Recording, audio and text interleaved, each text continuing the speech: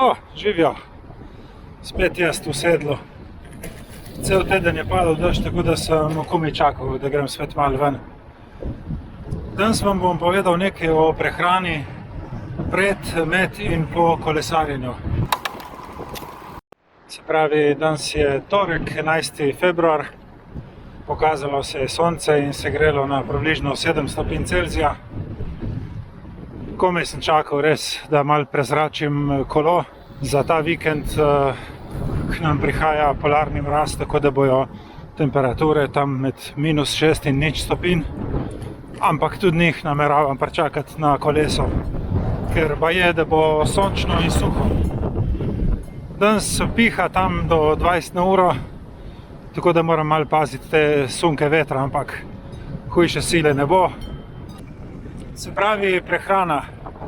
Idejo za to temo je dal eden od YouTube naročnikov, za kar se najlepše zahvaljujem in pozivam tudi ostale, če imate kakršnokoli vprašanje ali pa idejo, kar pogumno napišite v komentar. No, pa začnimo. Moja izbira hrane pred kolesarjenjem so zmeraj ogljikovi hidrati.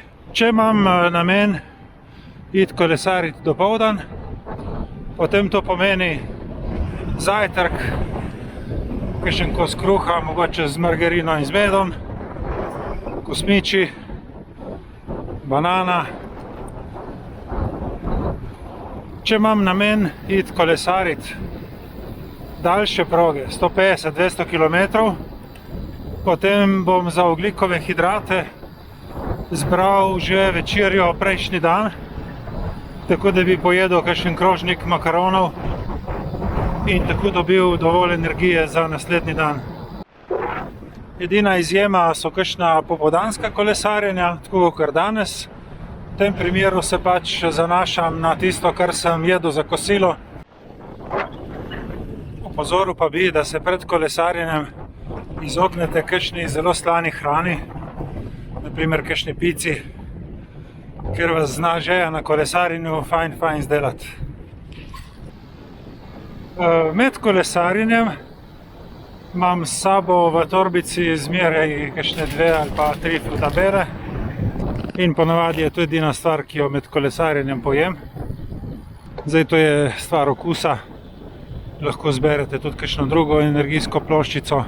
Zdaj, če je komu všeč, si lahko za med kolesarjenjem od zadaj v žep stisne tudi kako banano ali pa karkoli drugega je priročno in okusno zanj. Tako ali tako med kolesarjenjem ni treba, da bi jih preveč jedli, ni pa tudi najbolj prav, da bi prišli domov iz izleta ali pa iz treninga popolnoma sestradani.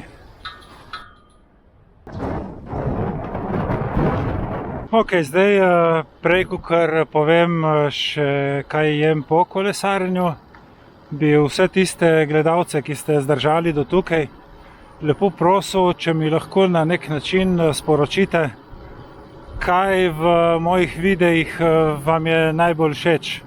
A so to informacije, ki vam jih podajam, ali so to lepi posnetki narave in arhitekture. Je to mogoče način, kako zmontiram video, se pravi kombinacija montaže in kolesarjenja. Ali mogoče kakšna četrta stvar. Lahko mi napišete v komentar z eno kratko besedo, tako da bi jaz lahko potem v bodoče se temu prilagodil in naredil videe, ki vam bodo še bolj všeč.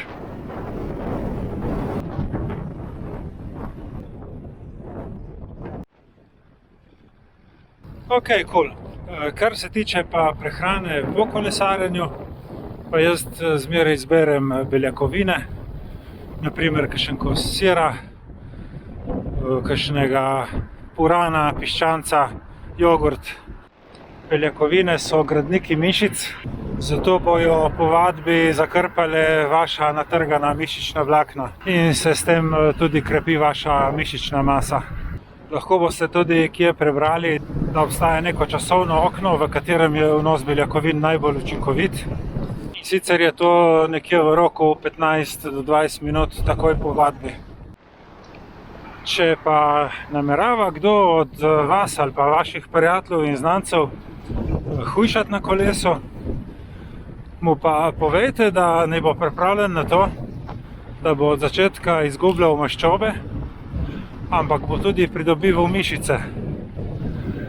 In ker so mišice gostejše, se pravi težje glede na volumen v primerjavi z maščobami, na začetku tega mogoče ne bo paziti na tehnici, ampak struktura telesa se bo pa bistveno popravila. Ja, tako. Po prevoženih 30 km v tej urci in 15 minut bi se rad zahvalil vsem gledalcem in naročnikom za spremljanje mojih vsebin. To me res veseli. In če samo eden od vas dobi tisti kanček motivacije, da se odpravi na en krog s kolesom, je moj cilj že dosežen. Upam, da vam ni preveč pihalo. Zapeljal sem se proti Ajdovščini do Šempasa oziroma Vitovelj, kjer sem obrnil in se z vetrom hrbet vrnil nazaj v Novo Gorico. Hvala za pozornost in se vidimo prihodnjič.